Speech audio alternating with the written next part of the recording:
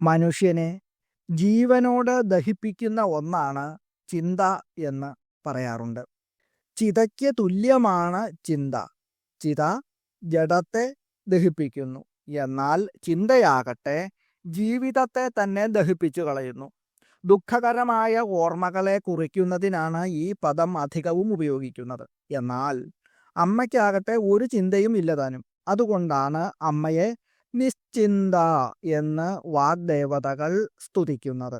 അമ്മ സമ്പൂർണയായതുകൊണ്ടാണ് അമ്മയ്ക്ക് ചിന്തയില്ലാത്തത്. വിശ്വകോശത്തിൽ കപടം എന്നും ചിന്തയ്ക്ക് അർത്ഥം നൽകി കാണുന്നു. ദുഃഖസ്മൃതികളോ കപടമോ ഇല്ലാത്തവൾ എന്നും ഭക്തരെ ദുഃഖകരമായ ചിന്തകളിൽ നിന്ന് മോചിപ്പിക്കുന്നവൾ എന്നും ഈ മഹാമന്ത്രത്തിന് അർത്ഥങ്ങളുണ്ട്.